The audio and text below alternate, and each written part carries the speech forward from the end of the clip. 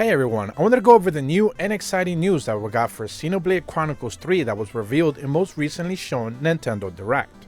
Now, while this may have been the very first time we actually get to see this video game title releasing and of course from a beloved series, there's been rampant speculation already based from a lot of people. However, what we do officially have here today is a post from the official director for the game, Tetsuya Takahashi, basically someone who works at Monolith Soft and has been overseeing the development for the game. We're going to be going over what they actually said. As they give us a brief introduction for the game, there's going to be a link in the description below for you guys to check this out for yourselves in the official blog website. So it actually reads, "Hi everyone, this is Tetsuya Takahashi from Monolith Soft. Just over 4 years ago since the release of Xenoblade Chronicles 2, and 1.5 years since the release of Xenoblade Chronicles Definitive Edition, we now bring you the news regarding the latest from Monolith Soft, Xenoblade Chronicles 3. As the name indicates, this is the third installment of the Xenoblade Chronicles series. We're currently making final adjustments to ensure that we create the best game possible based on everything we've learned from past entries in the series. The key visual features, a broken great sword of Mechanis and the body of Orion, Titan, with a gaping wound, I can imagine everyone who saw the trailer was quite surprised by the final scene. What is this visual hinting at? I can't reveal that just quite yet. What I can tell you is that the visuals were conceived quite some time ago. More precisely speaking, we came up with it sometime between the end of development of Xenoblade Chronicles and the beginning of development for Xenoblade Chronicles 2, so it's not something that we've recently added to the series. We believe that the game will be enjoyable for both who have played Xenoblade Chronicles and Xenoblade Chronicles 2, as well as those who are playing Xenoblade Chronicles game for the very first time. The characters were designed by Matsurugi Saito, who also designed the characters for Xenoblade Chronicles 2. While we can't reveal them at this time, Koichi Mugitani created some of the game's key artwork. As you can see, familiar staff members from the Xenoblade Chronicles series have once again come together to create this game. The game music was also handled by artists who've contributed to the series in the past. The music for Xenoblade Chronicles 2 was composed by Yasunori Mitsuda, Manami Kiyota, Tomori Kudo, Kenji Harimatsu, and Mariam Abunazar. The music in this game maintains the unique Xenoblade Chronicles touch while also taking on a new challenge, namely the integrating of flute-based melodies as its motif. The flute is actually one of the key themes in this game. A variety of one of the elements and themes are hidden in the trailer and will be revealing the details a bit at a later time going forward. Xenoblade Chronicles 3 is a new adventure bringing together the worlds of Xenoblade Chronicles and Xenoblade Chronicles 2 to take players into the future. While there is some time left before the game releases, I hope you look forward to it. Thanks, Mr. Takahashi." So from this post, there's a lot of information that we can actually take away. The very first fact is obviously the information and the confirmation that there's a lot of the same staff that worked on Xenoblade Chronicles 2 making a return for Xenoblade Chronicles 3, and the fact that they're even taking old ideas from when Xenoblade Chronicles 2 was originally conceived over 10 years ago. So this is not just something that they're just coming up with recently, they're just bringing old ideas back and they're trying to merge them together with Xenoblade Chronicles 1 and Xenoblade Chronicles 2.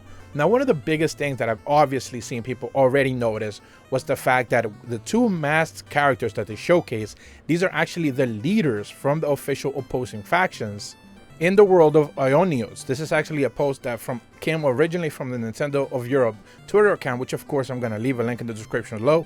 You should be seeing that on screen right now, and it reads as follows. Ionios, the world of Xenoblade Chronicles 2, is the home of two hostile nations, Kiev and Angus. Each nation is locked in conflict against one another, and their soldiers will fight with their lives on the line just to survive. And their post continues. Kiev is a nation where machine technology was developed. Its forces are compiled of units consisting mainly of combat vehicles and small mobile weapons operated by people riding them. If their clothes are black, they have a mech style and they're Kievs, and they actually showcase some of the images from the opposing factions. These are the ones that are pretty much, if you look at the masked character, you're going to be pretty much seeing Melia. There's a lot of references to that, even in the art that we have already seen, and of course, there's a big reference here to the Mechanis from the very official original game. Next, we take a look at the Agnes, is a nation of strong ether magical technology where their forces are made up of units specialized in ether combat, and they fight with small mobile autonomous weapons. If they're clad in white and are proficient in ether combat, they're known as Agnes. And of course, when you looked at the masked character here, she pretty much looks like Nia, and for obvious reasons. She has the same characteristics as were essentially in spoilers. If you haven't necessarily played Xenoblade Chronicles 2, you should probably not know this. But when she awakens and reveals her true self, you should be able to know that this is kind of pretty much how she looks. Aside from the outer garb and the mask, of course. Their last post actually mentions that 6 soldiers hailing from those nations, Kiev and Angus, will take part in a grand tale with life at the central theme. What is the mysterious reason for these characters to put aside their differences? ? And then they showcase the obviously what I've been calling fake Nia, because that's pretty much what she looks like right now. We don't necessarily know anything about her just now. And of course, the protagonist, which we also don't necessarily know his name. However, if you do take a look at his sword, you pretty much know what you are looking at there.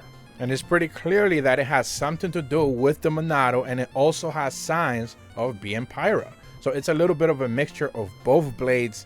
Whether that actually ends up being true or not, again, that could easily be speculation. We don't have any confirmation as of that right now. But of course, aesthetically, just looking at it from what we can see is that we are looking at something very similar to a mixture of those two blades. Now, some of the characters do showcase that they already have crystals embedded to them, but that's also partly because they're showing a lot of Garmati, which are also part of Xenoblade Chronicles 2. This will be the cat ear type of people, and we also see the High Entia, which of course are part of Melia, and of course she was also only available, or her type of characters were also only available in Xenoblade Chronicles 1. So there is that little bit of a mixture of like, could they possibly be pinning, you know, the experiences from Xenoblade Chronicles 1 and that whole thing and that whole saga with the experiences of Xenoblade Chronicles 2 and trying to merge that all together into like, against pinning it once against each other. We don't necessarily know that as of yet, but it could potentially be one of those things that ultimately the story is going to derive to. I do think that some of the posting here from the original director does seem to be hinting at something that obviously we're not seeing just yet. It could be a grand battle as they are trying to present it as 2 nations warring with each other with technology that we have already seen in other games, or it could ultimately end up being a bait and switch. This is just, again, how the world is presented. We saw this in Xenoblade Chronicles 2, and ultimately there's a big secret in the background regarding the mixture of our realities where, you know, there are other characters that are playing much bigger roles in the background that we don't necessarily know much about, obviously, in the first trailer presentation. But that's about all the information that I wanted to go over as of right now. Excited to finally see this game. I talked about it in my predictions video. I was looking forward to finally seeing Xenoblade Chronicles 3. I'm surprised that it's starting to drop a little bit earlier than I expected, but I expected it this year, and I'm glad that we're going to be able to get it. If you are brand new to my channel, be sure to leave a like and subscribe. Hit the bell to receive notifications when the videos go up. And as always, thank you so much for watching. See ya.